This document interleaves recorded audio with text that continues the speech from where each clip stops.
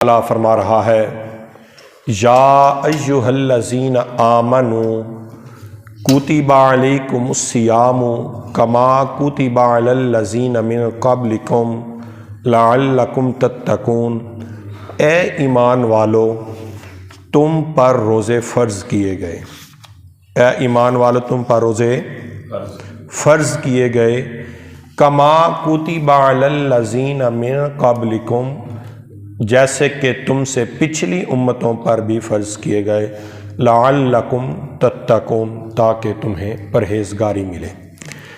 میں آگے بھی بیان کر چکا ہوں کہ اللہ تبارک و تعالیٰ نے اپنی اس محبوب کے امت کو، اپنے محبوب کی امت کو بخشنے کے طرح طرح کے پیکج نکالے ہوئے ہیں کہ جو بندہ یہ کام کر لے میں اس کو بھی بخش دوں گا، جو بندہ یہ کام کر لے میں اس کو بھی بخش دوں گا۔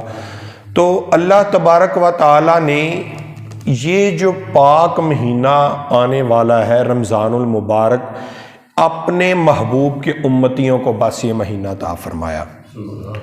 روزے دوسری امتوں پر بھی فرض کیے گئے، مگر ان روزوں کی جو برکتیں سرکار دو عالم صلی اللہ علیہ وآلہ وبارک وسلم کے امتیوں کو حاصل ہیں، وہ ان کو نہیں تھی۔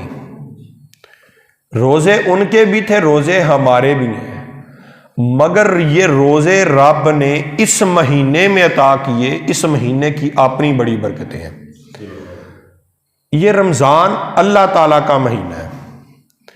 نماز پڑھتے ہیں اس لیے پڑھتے ہیں کہ جنت ملے، حج اس لیے کرتے ہیں کہ جنت ملے، نماز، زکوٰۃ، الغرض دنیا کا ہم کوئی کام کریں اس کا جو رزلٹ ہوتا ہے، اس کا جو نتیجہ بندہ ڈیمانڈ کر رہا ہوتا ہے وہ جنت ہوتی ہے۔